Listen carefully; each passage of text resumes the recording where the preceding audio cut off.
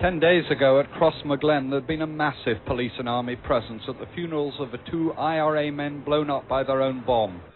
Despite all the security, uniformed IRA men carried Brendan Burns' coffin from the church.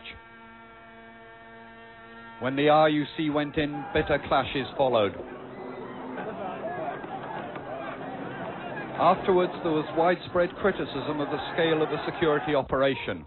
And 2 days ago, in a West Belfast side street, the IRA paid their tribute to the 3 shot in Gibraltar.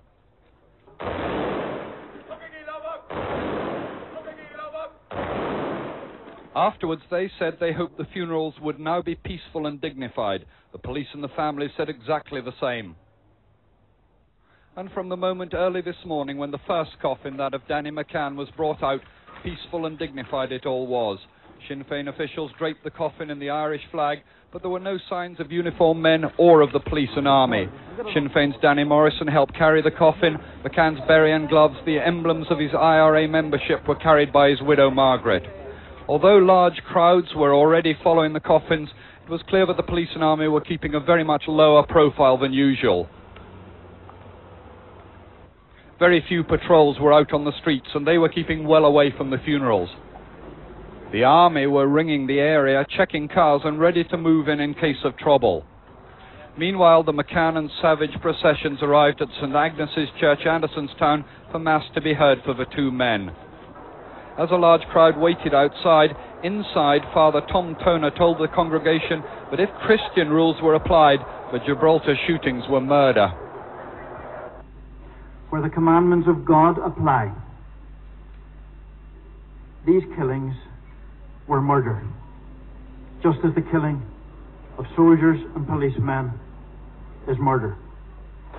After Mass, Mairead Farrell's hearse joined the other 2, and all 3 began the journey to Milltown Cemetery. Sinn Féin officials were obviously in control, and there had been absolutely no disorder.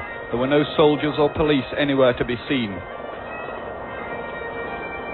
The massive procession, peaceful and dignified, was heading for Milltown and the attack.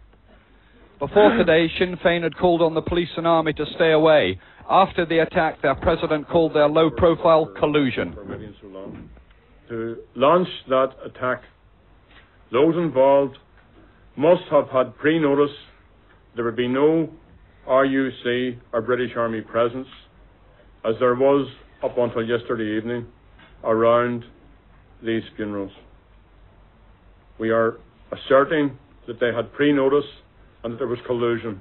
But Mr Adams said there should be no reprisals.